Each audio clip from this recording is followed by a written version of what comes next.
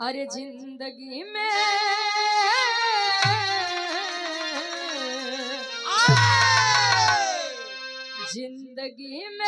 हजारों का मेला जुड़ा, जिंदगी में हजारों का मेला जुड़ा, हंस जब जब उड़ा तब अकेला उड़ा, हंस जब जब उड़ा अकेला उड़ा, हंस जब जब उड़ा अकेला उड़ा, जिंदगी में हजारों का मेला जुड़ा, जिंदगी में हजारों का मेला जुड़ा, हंस जब जब उड़ा तब अकेला उड़ा, हंस जब जब उड़ा तब अकेला उड़ा। कहे जिंदगी में हजारों का मेला जुड़ा, हंस जब जब उड़ा तब अकेला उड़ा। विष्णु शंकर जी कह रहे हैं गुरु जी, वो अमर कहानी सुन ली रहे, अमर कथा सुन ली रहे, अब पार्वती जी ऊपर हट करे लगे।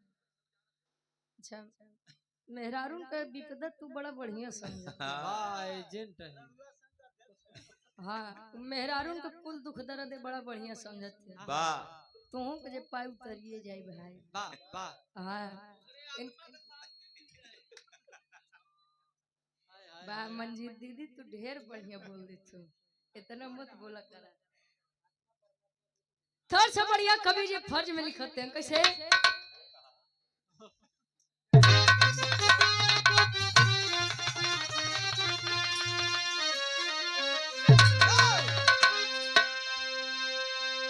भक्ति शक्ति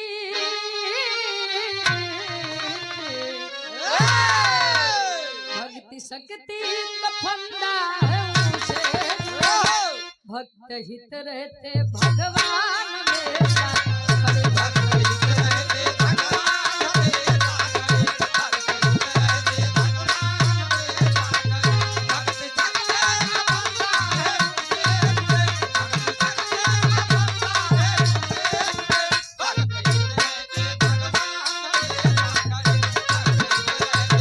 भक्त हित रहते भगवान भक्ति शक्ति का फंदा है ऊंचे जुड़े, भक्त हित रहते भगवान हमेशा खड़े। देवनगरी कहा जाता है गुरु जी प्रयागराज, आप लोग इतना महान है, इतना महान है आप लोग कि जान लो बचवा के बोरा उड़ाई के गोदान करवाई देते हैं। कहो अरे बड़ा चलाक आदमी है तो। अच्छा क्यों क्यों रहा था? अच्छा बिरहा के कहानी के शुरुआत बाजार ऐसे कैसे, क्या बात है।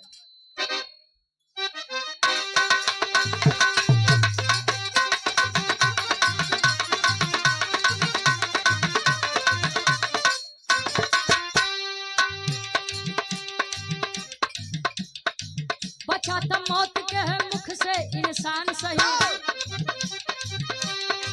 बचा तो मौत के है मुख से इंसान वही, सुना है श्राप से देखो आसमान वही।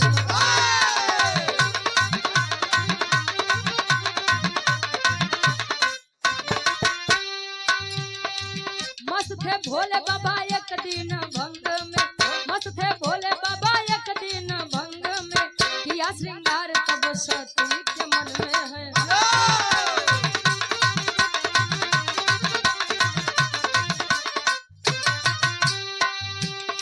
नशा जब उतरा बात बोले भोले भंडारी, नशा जब उतरा बात बोले भोले भंडारी, नशा जब उतरा बात बोले भोले भंडारी, नशा जब उतरा बात बोले भोले भंडारी। आज कहाँ की सती हो रही है प्रिया, आज कहाँ की सती हो रही है प्रिया, आज कहाँ की सती हो रही है प्रिया। कहानी कितनी आप लोग समझ ला। वैसे भगवान भोलेनाथ के लोग अवघड़दानी कहते हैं गुरु जी। हाँ हो वो देवों के देव महादेव जी है, मेरी की छाला पहन के जहाँ चली जाओ हाथ जान ले अगर मेहरा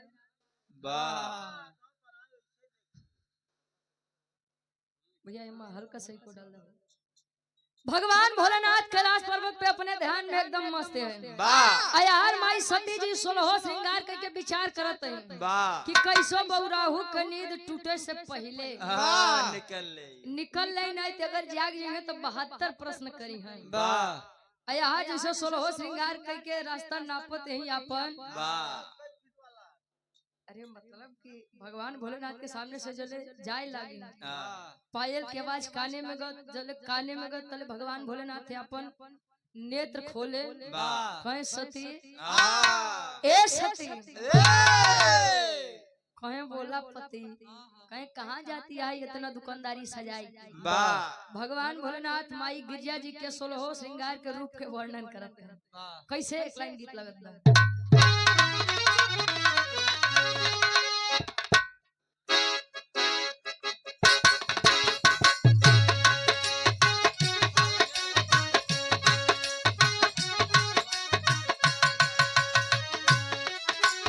तेरे प्यार में मैं मर जावा लइका लइकी वो देख है तेरे प्यार में मैं मर जावा दिल नाम तेरे कर जावा तेरे प्यार में मैं मर जावा दिल नाम तेरे कर जावा तेरे प्यार में मैं मर जावा दिल नाम तेरे कर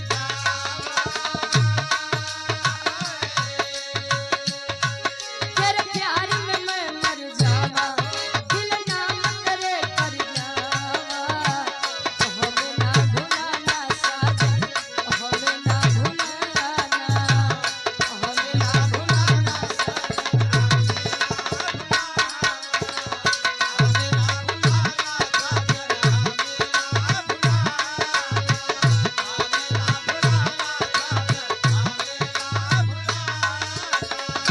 वादा किया तो वादा करेंगे निभाना वादा किया तो वादा करेंगे निभाना हमें ना भुलाना साजन हमें ना भुलाना दूर न जाना हमसे दूर न जाना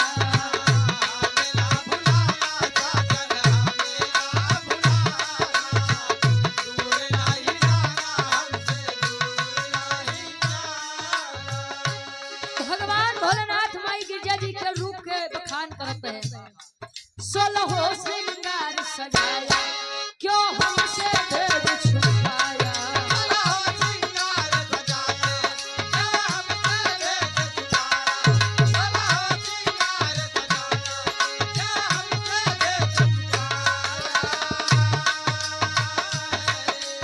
और हमारे गार्जियन जी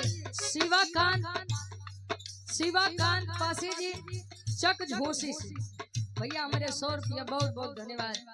आशीर्वाद के चारी हम बच्चे अपनी कला में कामयाब हैं। आज भैया ले लो 16 श्रृंगार सजाया क्यों हमसे भेद छुपाया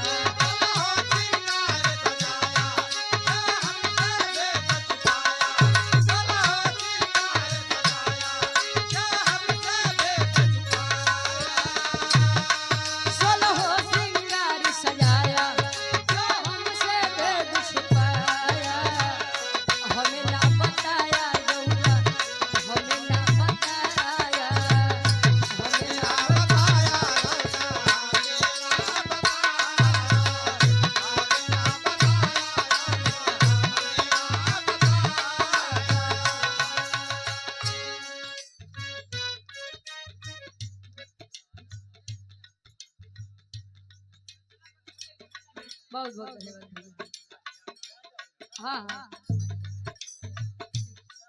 वाह लेकिन एक बात बा भैया बहुत गजब डांस करते हैं। क्या बात है हाँ हम कब्बे तो कर देते हैं। हाँ जैसे बहुत सुंदर वाह। क्या बात माथे की बिंदिया क्या कहना उड़ जाए निदिया क्या कहना कानों में बाली क्या कहना होठों पे लाली क्या कहना पाँवों में रंगना क्या कहना हाथों में कंगना क्या कहना गाल गुलाबी साड़ी सोहे बदनिया भइलू तैयार जैसे कौन कन्हैया।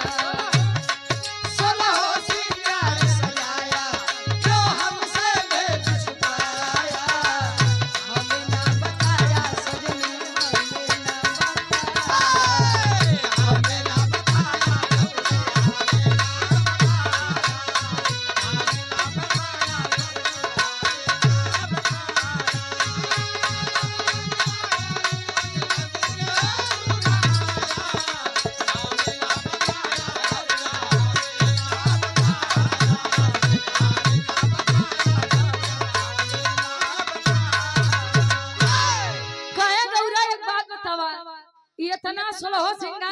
कहाँ जाती है?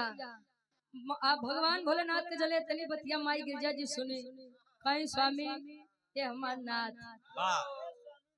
कहीं सब बाद में पहले बताओ तू कहाँ जाती है? कहीं बस कतो नहीं, खाली कैलाश पर्वत भर घूमे जाती है। कहे इतना सज संवर के तू कैलाश पर्वत घूमे जाती है? हमसे झूठ बोलबू? इतना तैयार तू तब हो के ना आऊ जब अपने बाबू के घरे से पहली बार हारी आऊ। अच्छा, जब इतनी बतिया भगवान भोलेनाथ जिद करे लगे माई गिरजा जी कहीं बौरा हो, अब मनी है नहीं, अब इनका बताओ के पड़ी कहीं के। अच्छा महाराज बताओ तो यही, लेकिन पहले वचन दा कि हमरे साथे चले बदे जिद न करबा। कहीं चलब कि न चलब वो बात के बाद बा, लेकिन अबे बताओ तू कहाँ जाती है? माई गिरजा जी बताओ एक लाइन गीत लगा।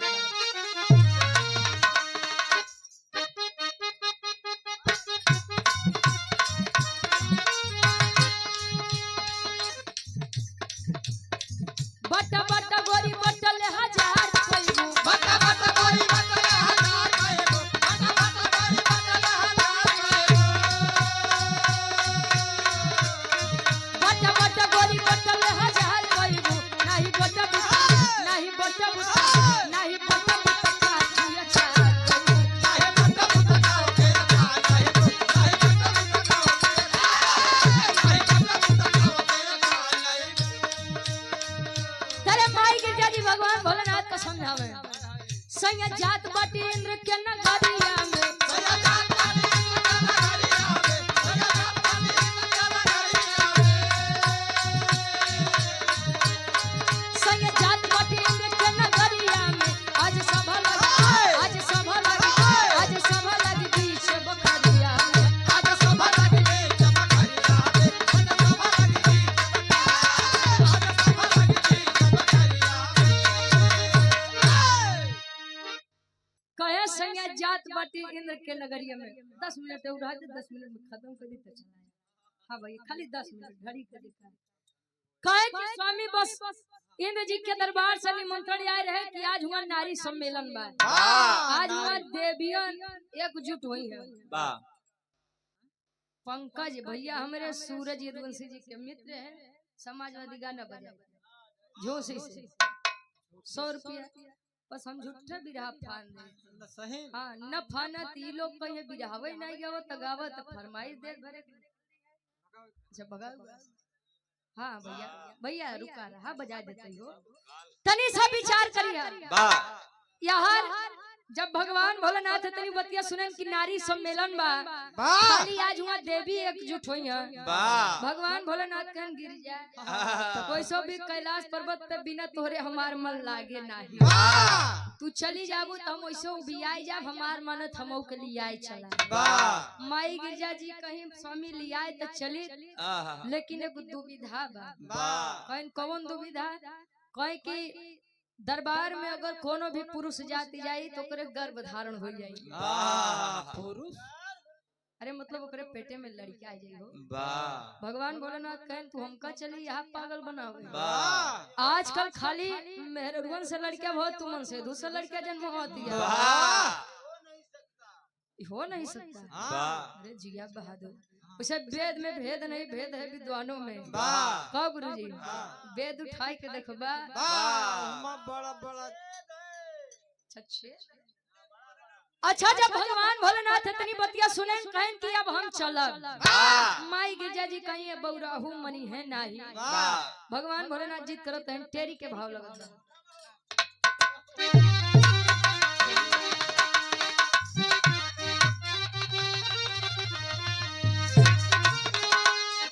अरे सती से दानी बतिया कहे, अरे सती से दानी बतिया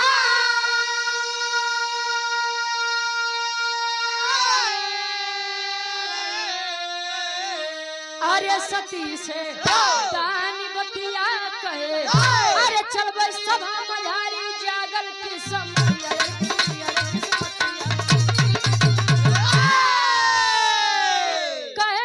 सभा मझारी जागल किस्मतिया सती से दानी बतिया। और ये सम्मानित गार्जियन जी जो कि परिचय के मोहताज नहीं है, बिरहा जगत के बड़े अच्छे कलाकार आप सुनील चौरसिया जी, वाह ये गार्जियन जी के द्वारा पुनः 51 रुपया बहुत बहुत धन्यवाद। आशीर्वाद बेचारे के बच्चे अपनी कला में कामयाब है। कहे कि सती अब हमहू चलल। वाह अच्छा यार तनी थोड़ी देर माई गिरजा जी भगवान भोलेनाथ के बहास छिड़ी वाह कहे अगर हम न जा तो तू न जा। हाँ पहले बात तो इंद्र तो गलत की है बतावा, देवो के देव महादेव हम निमंत्रण हमका नहीं भेजे, वाह तब तू कैसे चली जाबू बिना पति के। कहीं कि स्वामी एक काम करा, हुआ शराब खाली मर्दन के बाद वाह भौरा के रूप बनाए लाओ, हमरे गजरा में बैठ जा, हम लिया चलत ही वाह तू आनंद ले लिया, साथे साथे शराब से बचा रहा। वाह भगवान भोलेनाथ खुशी के मारे डब्लू गुरुजी वाह वो अपन विशाल काय रूप छोड़ सकई के, आहा मतलब विशाल का रूप छोड़ विशाल के रूप नहीं, विशाल काय मतलब बड़ा। अच्छा छोट सा रूप भौरक के बनाए माई गिरजा जी वाह गजरा में बैठाई के चल देते हैं ना, जब तनी के आगे बढ़े आहा भगवान भोलेनाथ के सती अब हमार फटी कहन हमका पता होत कि तू इतना कस के गजरा बनबू हमें में यौवे नहीं करी, वाह जितना जल्दी हो सके हमका निकाल दे, नहीं जान बड़ी दिक्कत हो जाएगी। वाह अच्छा जब इतनी बतिया माई गिरजा जी कहीं कहीं शांति से बैठा रहा है, बस तनी के देर बाद हम लोग पहुंचते हैं। वाह जब इंद्र जी के दरबार में पहुंचते हैं भगवान भोलेनाथ कहें सती नाही मनी है, अब हम इनका कुछ जुगाड़ देखे के पड़ी। वाह कवि जी लिखते हैं कैसे,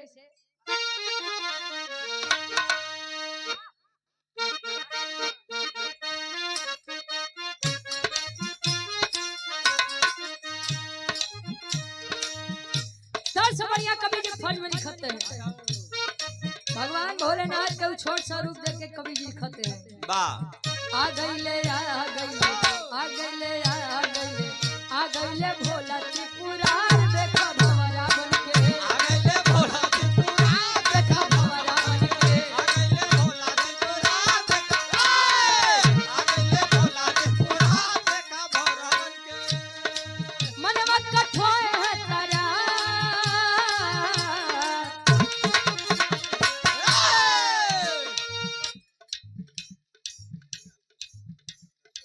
बिने भैया हमरा 51 रुपया गार्जियन जी घर मलिकार साहब देशभक्ति कोनो भी अराजनीतिक गाना ना हो।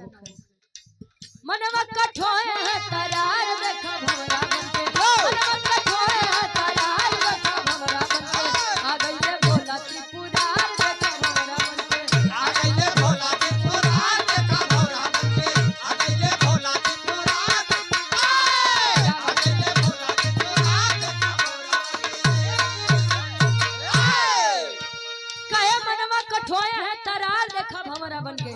और धीरे धीरे लागे जब जुड़ा से जगह बनावे आहा माई गिरजा जी लगे डेराए बेचारा। वाह कहीं स्वामी ऐसा न हो कि तू हमरे विश्वास के माना सत्यानाश कर दे, वाह तो सी गुजारिश बा कि स्वामी बस घंटा भर यारे बैठ जाते, आहा नहीं तो बड़ी दिक्कत हो जाई। हमार काम तू समझ बा, हम कहूँ मुँह दिखावे लायक नहीं बा। नारा अब जेकर जान अटकी बा उहे का सब सोचे। भगवान भोलेनाथ कहे ना ना गौरा तू अपन फर्ज निभावा, हम अपन निभावत है। भोला न माने बतिया भारी कर दिहले भतिया, भोला बाबा बतिया भाई के दिले बतिया भोला बाबा बतिया भाई के दिले बतिया भोला न माने बतिया भारी कर दिहले भतिया। जुड़ा से जुड़ा से जुड़ा से जुड़ा से जुड़ा से हो गई फरार देखा भोरा बनके, धुरा से हो गई भागा देखा भोरा के धुरा से हो गई भागा धुरा से हो गई भागा देखा भोरा के लगा धीरे धीरे जगह बनाओ। जब जगह बनाए पाए भगवान भोलेनाथ निकल गए गजरा में से। वाह और जब गजरा में से निकल गए तरे माई गिरजा जी के जीव जान ला। अब डराते बा कि गैन बौरा हुकुम नाश करे, वाह ये बरेन का हम कतो लिया के जाई त ना वाह कतो जाए यहाँ देवी के ऊपर बैठे, वाह कतो वहाँ देवी के ऊपर बैठे, वाह कतो यहाँ से झटका जाए, वाह कतो वहाँ से झटका जाए। वाह भगवान भोलेनाथ कहन तेरी मेहरारू वाह अबे तू जानी न पाऊ हम के वाह और कहा कहे जंतु तयस करतु नाही। वाह अब भगवान भोलेनाथ ताव ताव में गुरुजी आए गए हुए अपने असली रूप में। वाह जब अपने असली रूप में आए वाह तो गुरुजी जितनी देवी रही कुल बेचारी डराई के शर्माई के रे बाप भगवान भोलेनाथ यार वाह बेचारी लजाए आवरे की बतावा हमरे ऊपर बैठत रहे लजाई के शर्माई के भागत है अतले शराब भगवान भोलेनाथ के लागत बा तो वे 9 महीना वाला पोजीशन अरे पेटे में लेके आई गए तले भगवान भोलेनाथ के माई गिरिजा जी कहीं हो ही गया वाह एकई था दिखाई लिया बड़का मन से धू बनत रहे वाह भगवान भोलेनाथ कहन अब गिरजा जवन होई रहन तो होइंगे बा हां जवन आई बोका देख अच्छा जवन आई बोका हां कहीं नहीं आवा चला कैलाश पर्वत पे तनी मसाला वसाला पीसा लड़का एकदम तंदुरुस्त पैदा होई के चाहिए वाह 8-9 किलो के वाह इतना कमजोर दोनों भगवान भोलेनाथ माई गिरिजा जी के समझाओ तन पापट के भाव लगत बा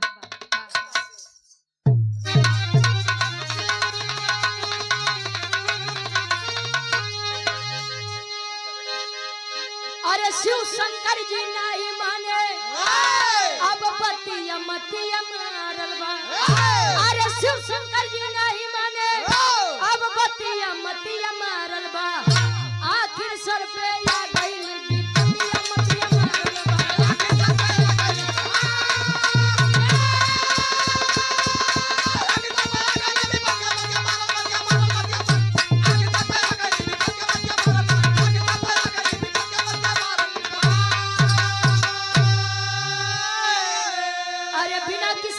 पिसा गईले सोठ मसाला हो बाढ़े लागल पेटवा सूखे साथ बड़ा कसाला हो अरे चिंता में सु काटे दिन रतिया मतिया मारल बा आखिर सर पे आ गईले विपतिया मतिया मारल बा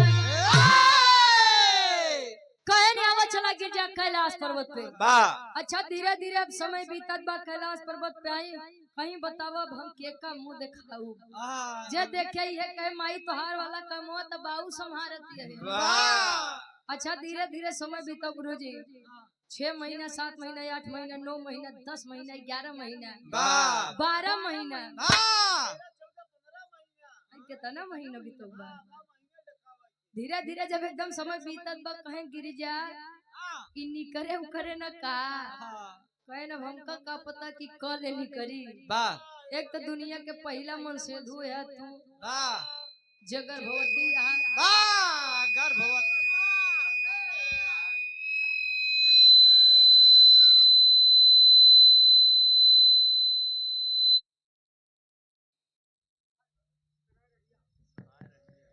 बिरहा जगत के बड़े अच्छे कलाकार सम्मानित गार्जियन जी आप राम नरेश जी सराय रैया की धरती से आदरणीय गुरु जी के द्वारा 51 रुपया बहुत बहुत धन्यवाद आशीर्वाद के चारे के बच्चे कोई कला में कामयाब रहे कब हमका का पता कि तोरे ई लइका कले निकली पता नहीं निकरे कि निकरबो नहीं करे अल्ट्रासाउंड तू करत रहे बस कहे न गिरजी अब कुछ भी हो का देखा जा विष्णु जी लगे विष्णु जी कोनो उपाय बताई है जब विष्णु जी लगे माई गिरजा जी यहाँ सारी बात बताई तब भगवान विष्णु जी उपाय बताते हैं हारन कम कर भैया ए ऑपरेटर साहब अब उनकी देश दुनिया से कोनो मतलब नहीं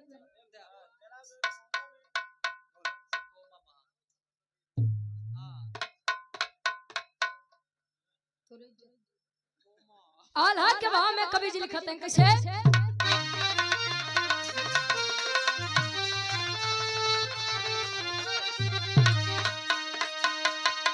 जवन हइयो को घर घर दिखावत है जल्द आइए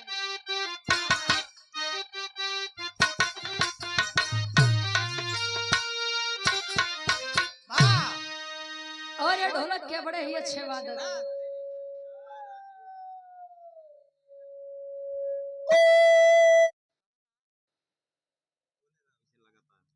अरे तो कुछ और ढोलक के बड़े अच्छे वादक हैं बड़े सुंदर वादक हैं भैया सब कुछ तो ठीक बोल, लेकिन तू कब कुछ बोल जाबा कुछ ये तब पता है। नहीं बा हरिओम विश्वकर्मा जी सूरज यदुवंशी जी के साथ संगत में रहते हैं। भाई के द्वारा 51 रुपये भैया, बहुत बहुत धन्यवाद। ईश्वर करे कि आपकी वादकी में 4 चांद लगे। वाह विष्णु जी जब पहुंचते हैं तब विष्णु जी उपाय समझाते हैं माई गिरजा जी के। आल्हा के भाव में कवि जी प्रमाण देते हैं कैसे।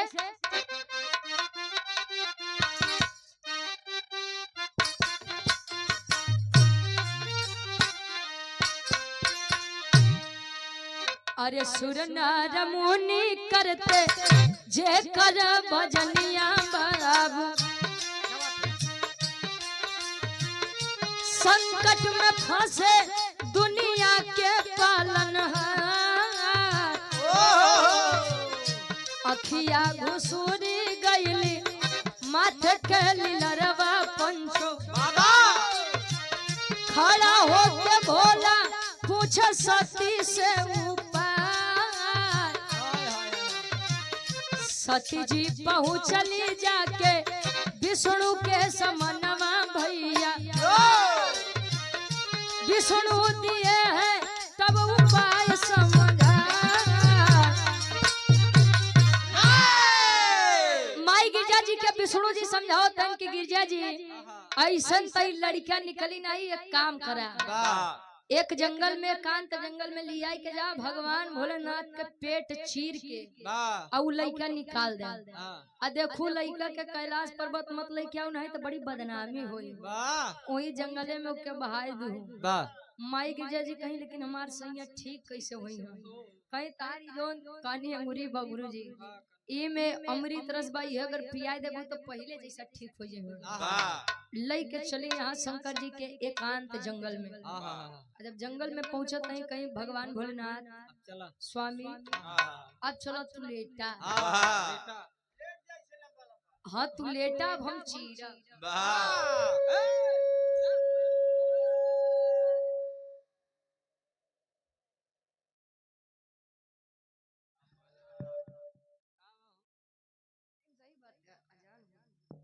हेलो अच्छा वह समय होता है 5 मिनट और थाम लेता भाई चलो बोले बोले। हाँ 5 मिनट और के देख लेता बस। हेलो अभी छोड़ दे भैया। माई गिरजा जी कहीं स्वामी अब एक काम करा लेट जब कि हम अपन काम करत हई। कहीं का करबू कहीं के भगवान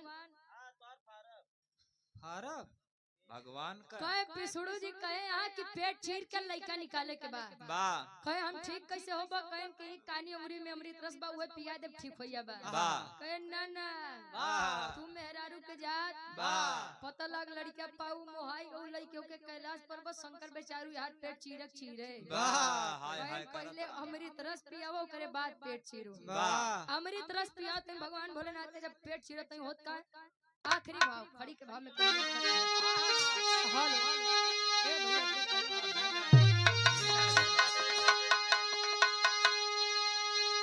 अरे पेटवा चीर दिहली, अरे पेटवा चीर दिहली सती जी कानन के भीतर रखली छुपा के ललना भेद न जाने सब।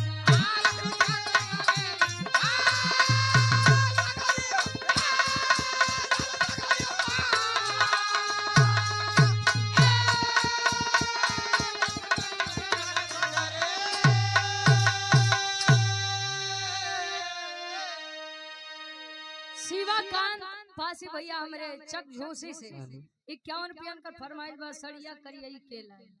जा बैठ भैया हो जा। हां ए भैया जल लइका जन्म लिहस जरा विचार करिए माई गिरजा जी मोहाई गए उ लइका के ऊपर कहीं कि इतना सुंदर लइका बा महतारी के जिगरा गाई के भूतवा के जिगरा कसाई के बाबू जिगरा साड़े के। आज ही बोल दे भाई जरा विचार करिए उ लइका के नाम का रहे अब आज उ लइका संसार में पूजा जात बा कैसे। अरे ब्रह्मा के दे दिहली सती जी ललनवा तन्नारत पड़ा नाम जे कर जाने ला जाना।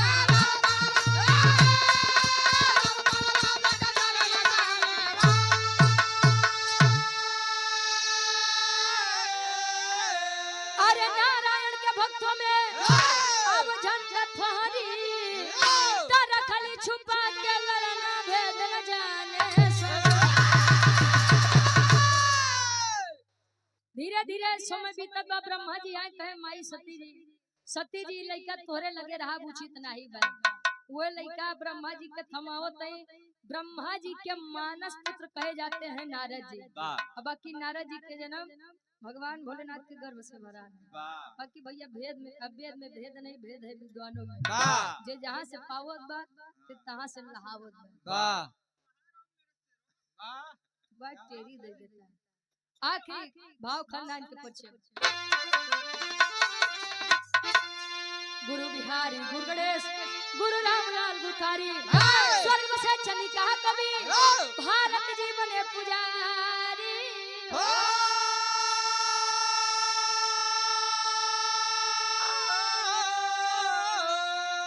अरे सती से कहानी बतिया कहे, अनुपम काद कला में रुचि की है बिटिया। सती से कहानी बतिया कहे,